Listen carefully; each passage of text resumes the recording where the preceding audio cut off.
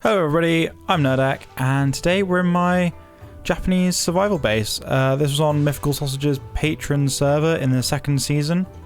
It's in the third season now, so this world isn't up, but I have got a copy of it for my single player. And I do love this base, it is really awesome, and I really enjoyed building on this area. But today we're going to be looking at a Panda Enclosure, which is just over the hill here, under this Torii Gate, and we make our way down to Panda Enclosure, which I managed to get done at the end of the season, which I think is super awesome and it looks really nice. And today we're going to be taking a look at it. I'm going to be walking through a bit and like some tips for how to build a Panda Enclosure. Maybe not real life tips, don't go building a Panda Enclosure following my advice, but in terms of Minecraft, yep, this is definitely a really nice looking Panda Enclosure. And yeah, this is part of the Animal Enclosure series. If you haven't seen the first episode, which is merely building a horse stable, go check that out. It'll be up in the iCard in the description down below. But let's get straight into the video. But before we get there, quick interjection. If you haven't hit the subscribe button already, greatly appreciated if you go ahead and do that, as it shows your support to me and it's really appreciative. And also, at the end of the video, leave me a comment. Let me know what you thought of this video and what Animal Enclosure you want to see in the next episode. And if you want it more of just like a walkthrough or a tutorial like the first episode.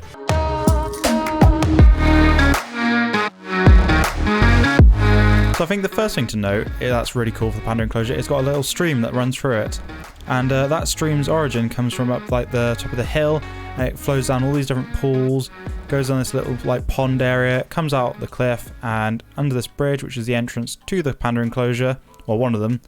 And it has a little inlet here, and on the other side has another little outlet into the water. So they have a little bit of a stream where they can drink from, and also a little bit of like a water pond area for them to swim in.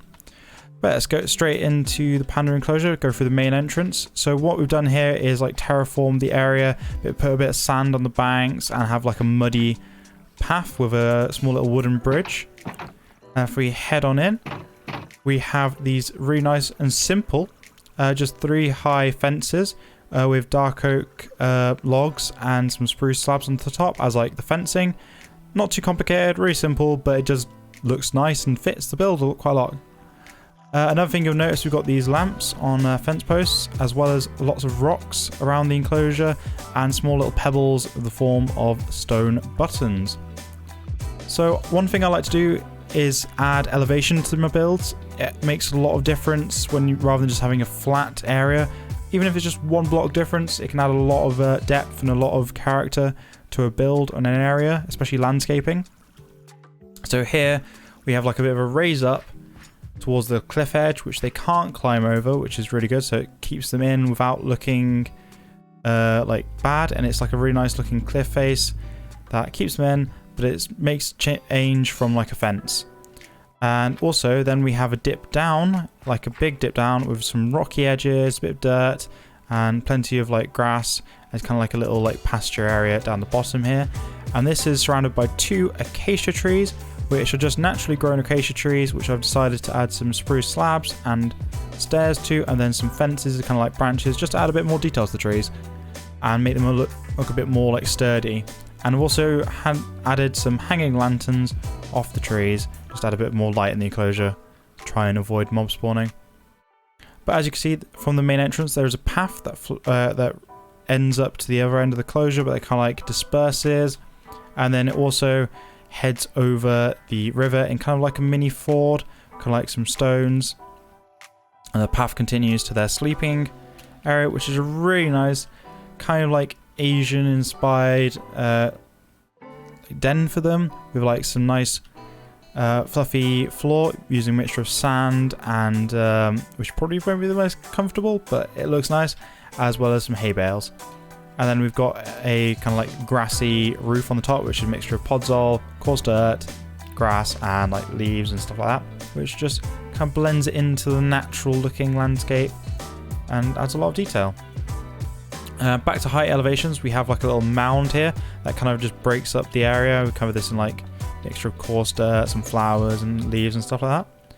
Then we have another entrance over here to the enclosure, which is just simple, a couple of fence gates, bit of a shulker mess.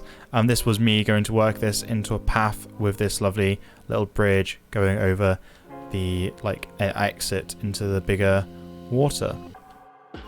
Yeah, so we've got another little mini Tory gate here, which is really nice. You can walk through in the path, and it just the path ends up dispersing into a bit of a grassy area, and kind of this area which they like to congregate around.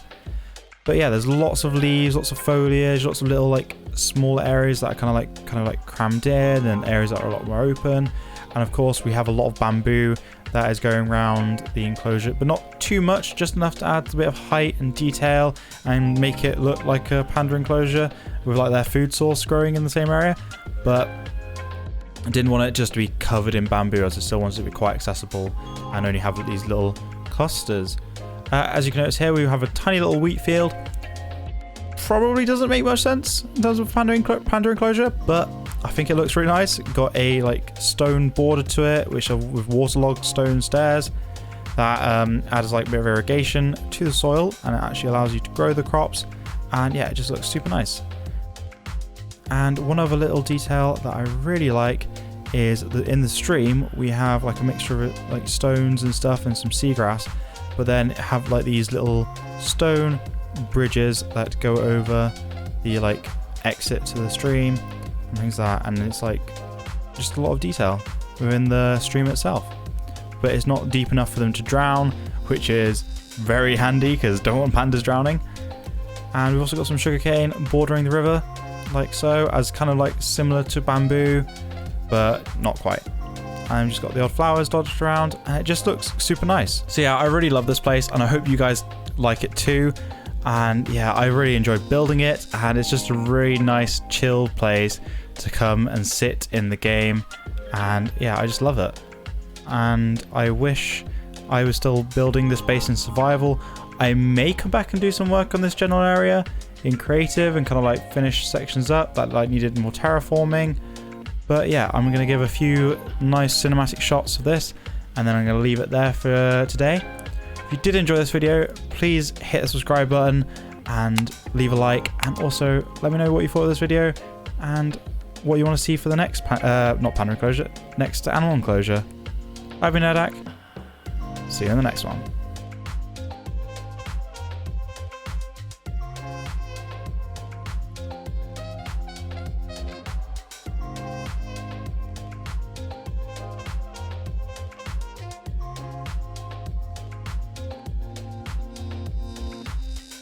Panda cute!